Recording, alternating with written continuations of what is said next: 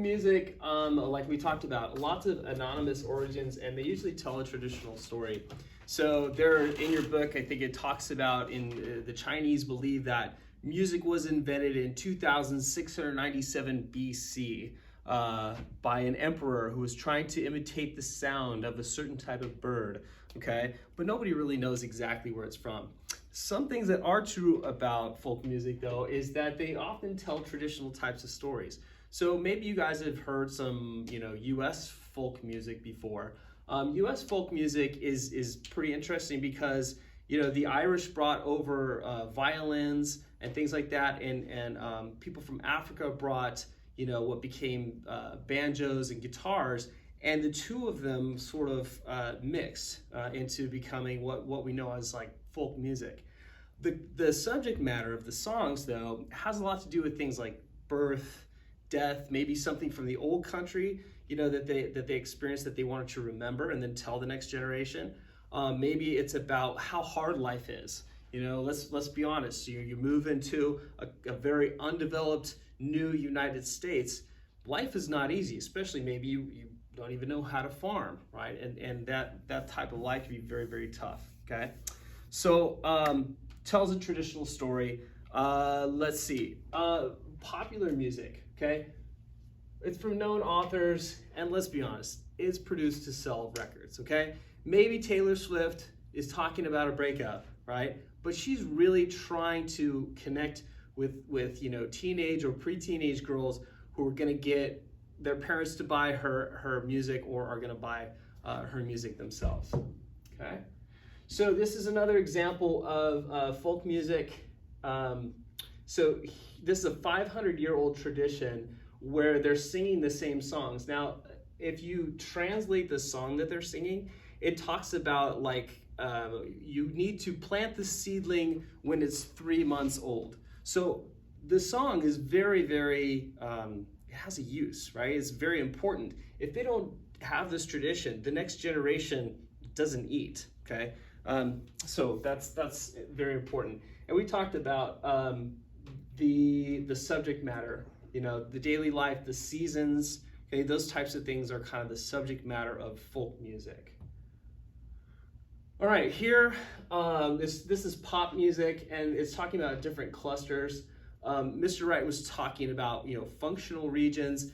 This reminds me actually of, the slide's not exactly about this, but it reminds me of perceptual regions because, I went to high school in the 90s, okay?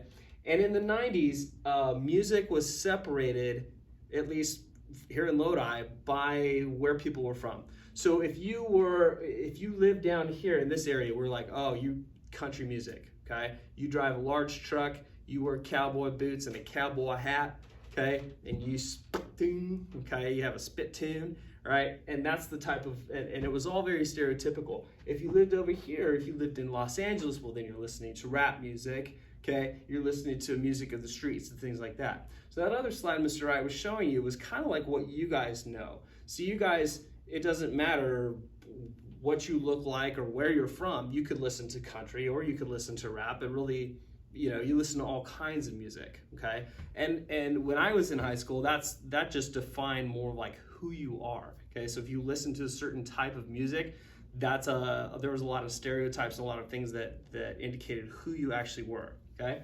Now, pop music, we could talk about vaudeville, right? We know exactly where it started in Tin Pan Alley, but we could talk about the 1940s and how pop music spreads via radio, right? It's important you have technology for pop music to spread. So when people go over and they fight the war during World War II, they have the radio over there. It helps them feel connected to home.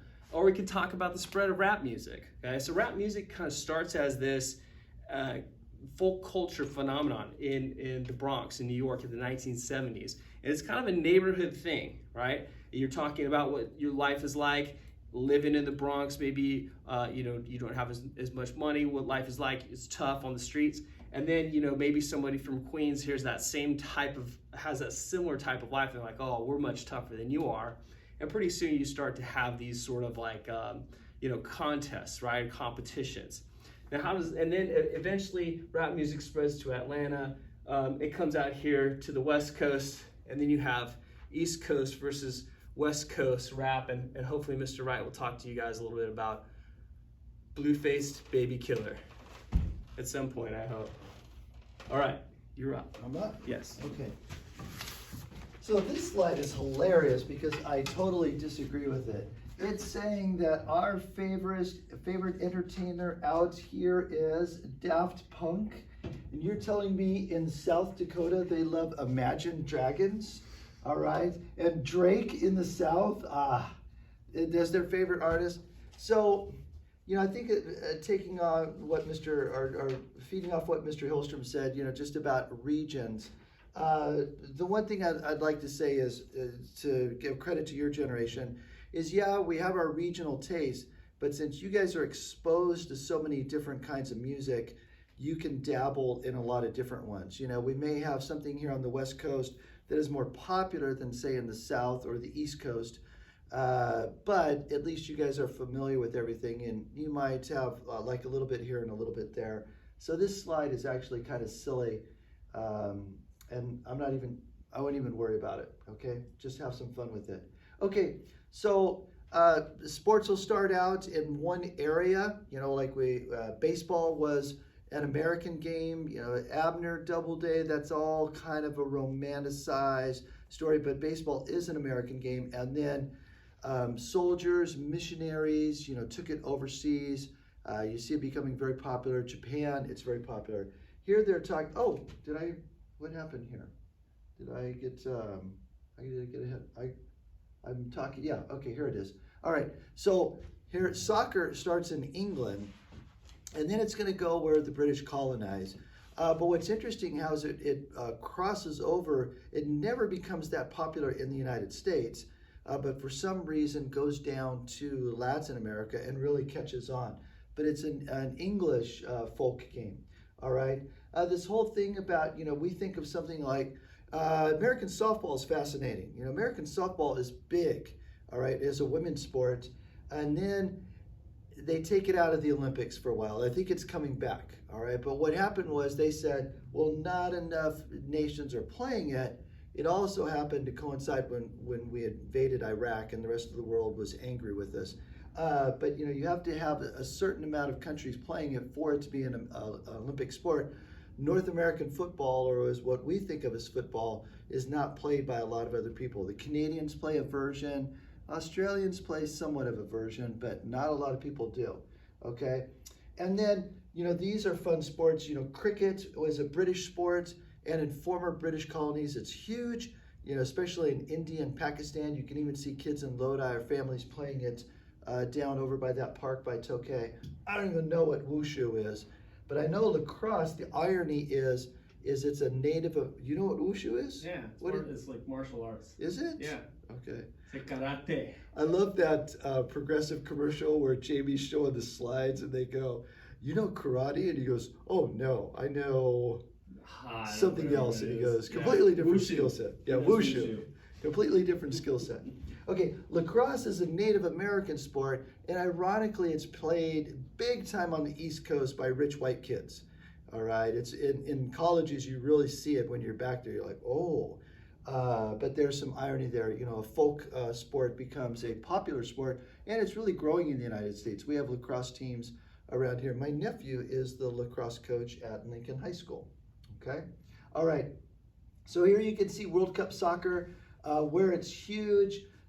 For men, you can see Mexico, Brazil, Argentina, all right, and then Italy, Germany, meaning, you know, they're in every year. And then the orange, they're in, it's most of the time, but not all of the time. All right, this is for men's soccer. And then look at women down here. The U.S. is big. We're in there every time. We dominate. Two arguments. One is that our best athletes are playing basketball, football, other sports. And then I argue that, I'm sorry, I've watched girls soccer and boys soccer when the boys were growing up, and I just thought the girls were encouraged to be tougher. I think the moms yelled at the referees more in boys soccer, but that's my own personal theory. There's nothing. The elements of material culture are the three most important elements in life. So you have food, shelter, and clothing. Okay, so folk clothing is different than pop clothing in that, again, it's very practical. Okay, it's influenced by the environment a lot. So if you think about fur-lined boots, or you think about people who maybe aren't wearing shoes at all. It's just too hot. Okay, to wear shoes.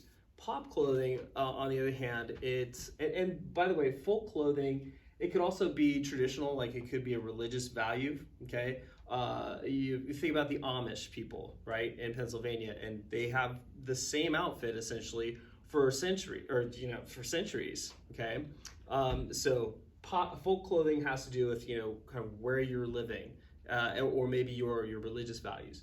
Pop clothing is based on money. Okay, so can you afford it, right? And we'll talk about folk and pop, customs and cultures. Folk changes very slowly, right? Pop culture changes really quickly. Okay, so one day it's Supreme, the brand Supreme, and if you're wearing that, then you're at the top of the socially elite ladder. And then the next day it's something completely different. Okay, folk food customs, again, has to do with what is acceptable maybe in your belief system, also what's locally available to you. Okay, pop food preferences has to do with, again, money and accessibility. So we'll talk more about that again, and then we'll get into folk and pop housing. All right, wine production. Okay, many of you know way more about this than I do. Okay, but we all can agree that there are certain things you need to produce wine. So the right climate, the right topography. Okay, you have to have the right kind of soil, right? And you guys could go into great detail about those three things. But one of the most important things you need is someone to buy the wine. If you're going to produce the wine, you need people to buy the wine. Okay, so if you look, the really dark areas are the areas where there's a lot of wine production. Well, guess what? Wine production equals wine consumption. So why in Europe? Goes back to Christianity, goes back to Roman times. Okay, when people take the sacrament, they do the bread and they do the cup, and that cup is supposed to be the wine, is supposed to turn into the blood of Jesus as they consume it. Okay, well, what happens with Europeans? They come over here, they colonize, right? And so you have a lot of Christians here, you have a lot of Christians down here, okay, over here in Australia, okay? And then if you look at areas where it's not so dark, okay, well, primarily lots of Muslims, lots of Hindus in those areas, right? So northern part of Africa, and then also going down into India. So alcohol is halal, if you're a Muslim, it's forbidden. Okay, same thing if you're Muslim.